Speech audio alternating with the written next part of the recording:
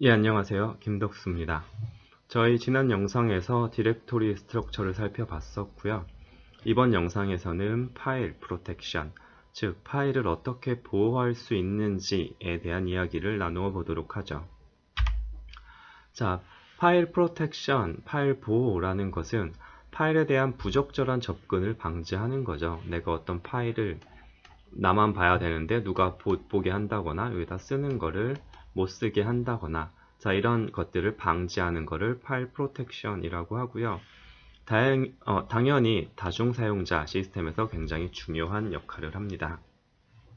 그래서 접근 제어가 필요한 연산들을 정의를 해보면, 읽는 거 read, 쓰는 거 write, execute, 실행하는 거, 그리고 append, 뭔가 붙이는 거, 요 뒤에다 뭘 붙이는 이런 걸 얘기하겠죠. 자, 이런 연산들에 대해서 접근 제어가 필요하다는 것을 생각할 수 있습니다.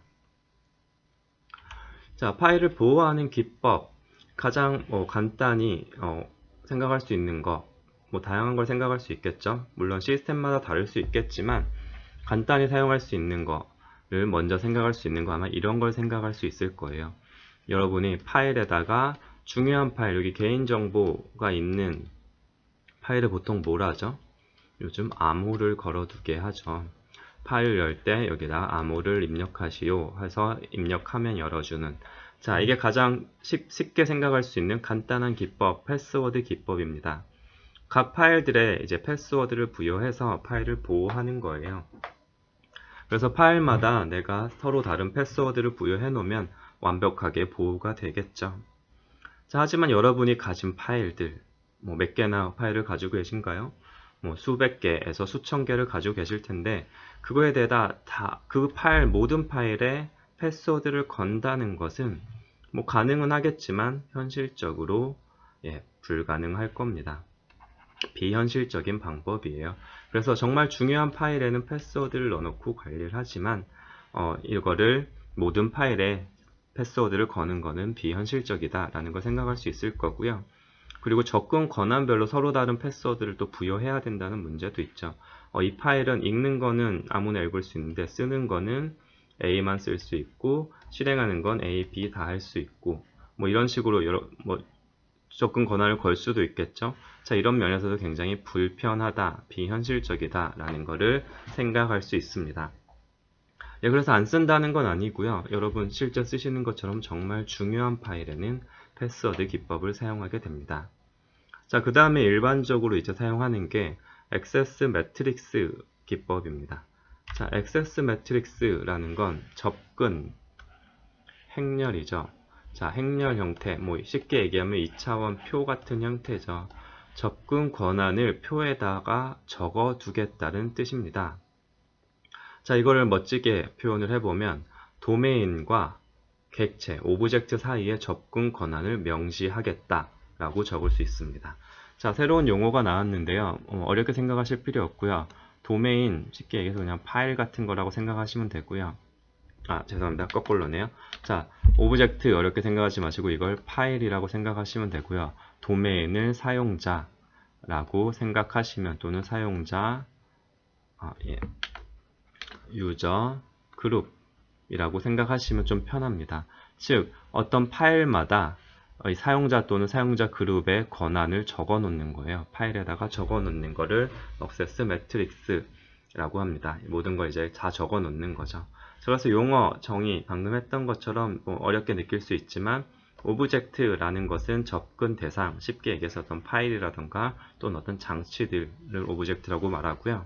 그다음 도메인, 쉽게 얘기해서 유저 또는 프로세스 또는 유저 그룹 또는 프로세스 그룹, 그러니까 이 접근하려는 자, 접근 대상이라고 생각하시면 됩니다.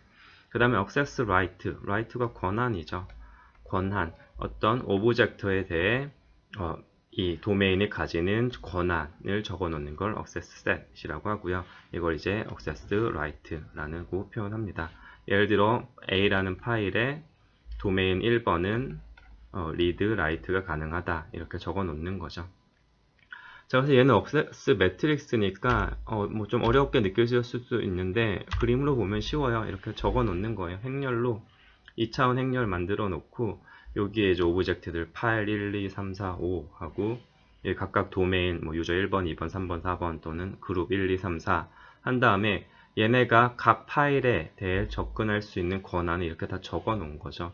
여기는 못 한다는 걸 거고, 뭐 얘는 리드 할 수 있고, 얘는 리드 라이트 할 수 있고, 얘는 실행할 수 있고, 리드 할 수 있고, 이렇게 다 적어 놓으면은, 자, 어떤 사람, 유저가 파일에 접근하려고 하면 이 표를 보면 되겠죠.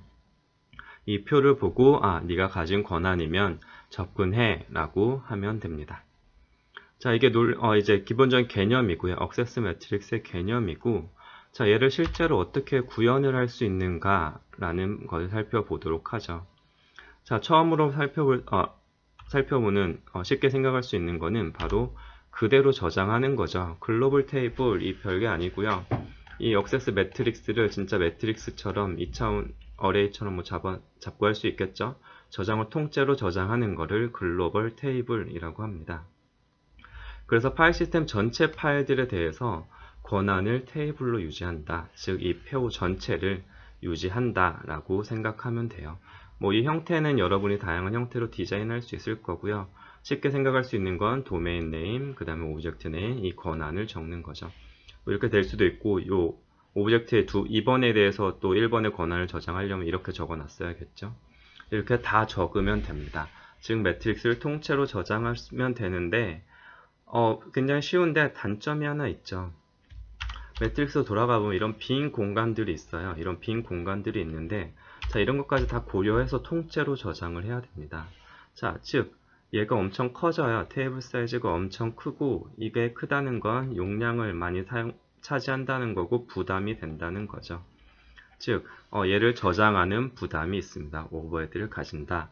단점은 테이블 사이즈가 너무 커서 얘를 관리하기 힘들다, 저장하기 힘들다 라는 단점을 가지게 됩니다. 그리고 그 큰 이유는 빈 공간에 대한 것도 다 저장을 하고 있어야 되니까. 자, 그렇다면 얘를 좀 더 효율적으로 저장하는 방법들을 생각할 수 있겠죠. 그 방법은 빈 공간을 대체로 될 수 있으면 저장을 안 하는 방법일 겁니다. 이 빈 영역들은 저장을 안 할 수 있는 방법을 생각할 거고요. 이 두 가지 형태로 생각할 수 있습니다. 첫 번째, 액세스 리스트고요. 두 번째, capability list입니다. 자, 이렇게 생각하시면 일단 편합니다. 액세스 리스트는 컬럼, 열을 저장을 하는 거예요. 각 파일마다 이 도메인들의 권한을 저장을 하는 거고, capability list는 행 단위, 로우 단위로 저장을 하는 겁니다. 도메인마다 내가 가진 파일의 권한들을 적어 놓는 거예요. 자, 어렵게 보일 수 있지만 하나씩 살펴보면 어렵지 않습니다. 자, 우선 액세스 리스트를 보도록 하죠. 자, 액세스 리스트 말씀드린 것처럼 액세스 매트릭스에 열을 리스트로 표현한 겁니다. 열 단위로 저장을 한다 라는 뜻이고요. 각 오브젝트에 대한 접근 권한을 나열한다. 여전히 말이 어렵죠. 자, 이걸 보면 좀 더 편할 거예요. 어떤 파일 K에 대해서 액세스 리스트는 이렇게 적는 거예요. 도메인 1번이 가진 권한, 도메인 2번이 가진 권한. 이렇게 쭉 적는 거예요. 자, 여기 어떤 도메인 3번이 이 파일에 대한 권한이 어떤 것도 없다면 얘는 안 적으면 되죠. 그리고 다음 권한을 가진 애가 뭐 도메인 7번이라면 7번 거 적으면 될 거고. 자, 이런 식으로 권한이 없는, 이 파일에 대한 권한이 없는 애에 대한 정보는 적지 않기 때문에 저장 공간, 크기를 줄일 수 있습니다. 자, 그래서 이 액세스 리스트를 사용하는 경우에는 오브젝트를 생성할 때, 쉽게 얘기해서 파일이라고 생각하면 되겠죠.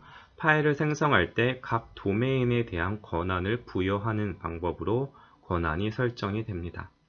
그리고 어떤 도메인이 이 파일에 접근하려고 하면 그 접근 권한을 이 액세스 리스트를 봄으로써 알 수 있겠죠. 즉, 이제 체크하는 거예요. 누가 여기에 이 건물에 들어오려고 합니다. 건물에 들어오려고 하면 앞에 있는 이 보디가드 같은 사람이 자, 이 리스트를 보는 거죠.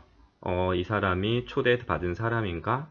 어디로까지 들어갈 수 있는가 체크한 다음에 초대받았네 하면 들여보내주는 이런 방식입니다. 누가 접근하려고 하면 액세스 리스트를 보고 리스트에 있으면 접근하게 해준다 라는 뜻이에요. 그리고 이건 실제로 OS에 많이 사용되는 기법입니다. 가장 대표적으로 여러분 유닉스나 리눅스 쓰시는 분들은 ls-a 하면 어떻게 되죠? 그러면 이게 a가 아니죠? 예, l이죠. 예, ls-l 하면 이 어떤 파일의 정보가 길게 나오죠. 예, 이런 모습들 길게 나오는데 뒤에 권한들이 이렇게 적혀 나온 걸 보신 적이 있을 거예요. 보면은 실제로 한번 해보면 자, 이렇게 각 파일들에 대한 권한이 자, 이렇게 쭉 나오는 게 볼 수 있죠. 얘네가 가지는 의미가 이거죠. 자, 이 오너, 이 파일이 가진 사람은 read write x를 할 수 있는가? 이게 도메인인 거죠. 그 다음에 이 내가 속한 그룹의 사람들이 가진 권한. 그 다음에 누구나, 어느 누구나 접근할 수 있는 권한. 이렇게 표시를 하는 이런 걸 보신 적이 있을 거예요. 실제로 여기서 보면은 자, 사용자는 다 할 수 있고, 내 그룹은 리드랑 실행만 할 수 있고 전체도 리드랑 실행만 할 수 있다. 자, 이런 식의 정보를 가지는 거 실제 OS에 사용된다는 걸 쉽게 확인할 수 있습니다. 자, 이게 액세스 리스트라는 녀석이고요. 자, 근데 얘 같은 경우에는 한 가지 이제 뭐 아쉬운 점이라는 걸 생각해 볼 수 있습니다. 자, 그게 뭐냐면은 자, 좋습니다. 내가 이 파일에 저장하려고 하면 요 앞에 문제기한테 내 이름 있을 거예요. 보세요 하고 들어가면 되죠. 자, 그 다음에 자, 잠깐 들어갔다가 또 잠깐 나와야 될 때가 있죠. 여러분 어떤 뭐 뷔페 갔다고 생각을 할까요? 뷔페 갔으면 나올 때가 있을 거예요. 그럼 다시 들어가려고 하면 어떻게 되죠? 또 명단을 확인하고 들어가야 되고. 자, 그 다음에 또 잠깐 나오면 또 명단을 보고 들어가야 되고. 자, 이렇게 들어갈 때마다 파일에 액세스 할 때마다 여기를 계속 체크해야 된다는 오버헤드를 가지게 됩니다. 자, 그래서 어떻게 하죠? 여러분 뷔페 가면 실제로 손인데 손 같지 않나요? 손에 여기 팔목에 도장을 찍어주죠. 이게 무슨 뜻이죠? 아, 얘는 여기 다시 들어갈 권한이 있다. 얘는 뷔페에 들어갈 권한이 있다라는 도장을 찍어주는 걸 볼 수 있습니다. 자, 그게 바로 Capability List라고 생각하시면 좋습니다. Capability List 이렇게 생각하시고 도장 같은 거 생각하고 보시면 조금 더 편할 거예요. 자, 정의 버튼 해보면 액세스 매트릭스에 로우를 저장하는 거라고 했죠. 자, 무슨 말이냐? 자, 도메인이 가진 Capability List는 이 녀석이 할 수 있는 권한을 적어 놓는 거예요. 즉, 파일 1번엔 뭘 할 수 있고, 2번엔 뭘 할 수 있고, 3번엔 뭐 할 수 있고, 이렇게 적어 놓는 거죠. 도메인마다 가진 각 파일들에 대한 권한을 적는 거고요. 마찬가지로 파일 3번에 어떤 권한도 없다면 얘는 안 적어 놓으면 됨으로써 저장 공간을 아낄 수 있습니다. 자, 그래서 일종의 신분증 같은 거라고 생각하시면 좀 편해요. 자, 여러분이 어디 들어갈 때 나 FBI요 하면 들어갈 수 있죠. 이게 무슨 뜻이죠? 자, 얘가 여기 들어갈 수 있는 권한을 가졌다 라는 이게 바로 Capability List 같은 거라고 생각하시면 편합니다. 즉, Capability를 가짐이 권한을 가짐을 의미합니다. 내가 이 사건 현장에 들어갈 권한을 가졌음을 의미하게 되는 거죠. 그래서 프로세스가 어떤 파일에 접근하려고 하면 또는 도메인이 어떤 파일에 접근하려고 하면 이 액세스 리스트라는 것을 체크하는 게 아니라 내가 권한이 가졌다고 신분증, Capability List를 보여주고 들어가는 형태가 됩니다. 자, 그러니까 앞에서 봤던 것처럼 매번 이 리스트를 봐야 되는 부담이 줄어들게 되죠. 자, 하지만 자, 여러분들 뭐 이런 신분증 인터넷에서 살 수 있죠. 자, 그리고 보여주면 들어갈 수 있죠. 자, 뭐 이런 경우가 실제로 많잖아요. 영화 같은 거 보면 이거를 사기치는 경우도 있고. 즉, 이 Capability List 자체에 대한 보호를 잘 하지 않으면은 보안에 문제가 생길 수 있을 겁니다. 자, 그래서 시스템, 여기서는 우리 OS죠. OS가 Capability List 자체를 보호해야 된다는 어떤 오버헤드 같은 걸 가지게 됩니다. 그래서 일반적으로 Capability List는 커널 안에 저장이 된다고 하고요. 하지만 이 커널 안에 뭘 저장한다는 건 분명히 오버헤드가 될 겁니다. 자, 이렇게 우리가 파일을 액세스할 때 매번 검사하지 않아도 된다는 장점을 가지는 반면에 이 Capability List를 잘 보호하지 않으면은 보안에 문제가 생길 수 있다라는 점을 기억하시면 좋을 것 같습니다. 자, 그 다음에 세 번째로 등장하는 건 락 앤 키 메커니즘입니다. 그래서 이거는 뭐 쉽게 생각하시면 돼요. 이 두 가지를 같이 뭐 쓰겠다라고 생각하셔도 되고, 아니면 말 그대로 이제 자물쇠와 그리고 키의 개념이라고 생각하시면 돼요. 억세스 리스트와 캐페블 리스트의 개념을 좀 혼합한 개념이고요. 쉽게 얘기해서 어떤 파일, 오브젝트는 자물쇠를 걸어 놓은 거고요. 도메인은 이 키를 부여를 하는 거죠. 가지고 있으면 얘네가 맞으면은 들어갈 수 있는 거고요. 맞지 않으면 못 들어가는, 못 보게 하는 이런 형태를 락 앤 키 메커니즘이라고 합니다. 자, 그래서 도메인 내 프로세스가 오브젝트에 접근할 때 키를 넣어서 맞는지 체크하는 거고요. 자, 하지만 얘도 여전히 시스템의 키 리스트를 관리해야 된다는 오버헤드는 가지고 있습니다. 자, 이런 방법도 있다는 정도 아시면 될 것 같고요. 그래서 이제 임플리멘테이션을 좀 비교를 한번 해보면 글로벌 테이블은 간단하죠. 간단하지만 테이블이 너무 커서 부담이 클 수 있다라는 걸 확인을 했고요. 억세스 리스트는 오브젝트별로 권한을 관리하기가 용이한데 모든 이제 접근을 할 때마다 검사를 해야 됐었죠. 그래서 만약에 오브젝트에 대한 접근이 많다면 내가 어떤 파일을 계속 접근해야 된다면 이게 큰 오버헤드가 돼서 성능을 떨어뜨릴 수 있다라는 단점을 가진다고 했습니다. 자, 반면에 이런 경우 캐패빌리티 리스트 같은 경우는 내가 권한을 가진 신분증 캐패빌리티 리스트를 보여주고 접근을 하면 되니까 자, 이런 경우에 잘 동작을 할 거고요. 그리고 내가 권한을 가진 어떤 로컬라이즈 된 인포라고 할 수도 있겠죠. 접근 가진 녀석들에 대한 접근할 때는 빠르게 접근할 수 있다는 장점을 가지게 됩니다. 하지만 단점으로는 이 캐패빌리티 리스트 자체를 커널이 관리해야 된다는 오버헤드를 가진과 동시에 이 녀석도 있어요. 오브젝트별 권한을 관리하기가 어렵습니다. 자, 무슨 말이냐? 자, 캐패빌리티 리스트 같은 경우 도메인 1번에 대한 녀석이 쭉 적혀 있고 도메인 2번이 이렇게 각각에 가지고 있죠. 근데 얘가 파일 1번이 있고 얘도 1번이 있었다면 내가 파일 1번에 대해서 모든 애들에 대해 리드 권한을 취소하고 싶어요. 자, 그럼 어떻게 해야 되죠? 모든 도메인을 다 찾아가면서 얘를 바꿔줘야겠죠. 취소, 취소, 취소. 자, 이렇게 오브젝트별로 뭔가 권한을 바꾸고 싶을 때 그게 좀 더 어렵다는 단점을 가집니다. 반면에 억세스 리스트 같은 경우에는 아까 말했듯이 파일에 권한을 적어 놓는 거기 때문에 저기에 뭐 도메인 1, 도메인 2번에 권한을 적어 놓는 거기 때문에 그냥 여기서 바로바로 바꿔주면 돼서 그런 면에서 더 유리하다는 점을 아실 수 있을 겁니다. 자, 이렇게 장단점 잘 기억해 놓으시면 좋을 것 같고요. 자, 이렇게 장단점을 가진다면 우리가 흔히 하는 게 뭐죠? 두 개를 잘 섞어서 사용하자라는 걸 일반적으로 접근을 했었죠.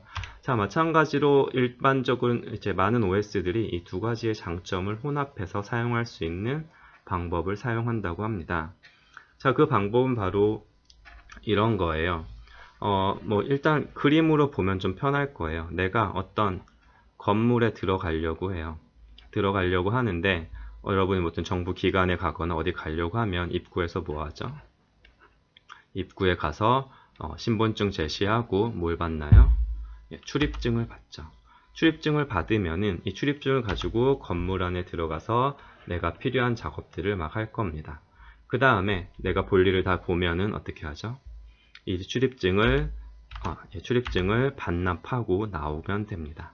자, 이 방법을 그대로 시스템에 적용하면 돼요. 자, 어떤 의미냐면은 어떤 내 도메인이 처음에 어떤 오브젝트에 대해 첫 접근을 할 때는 억세스 리스트를 탐색을 하는 거죠.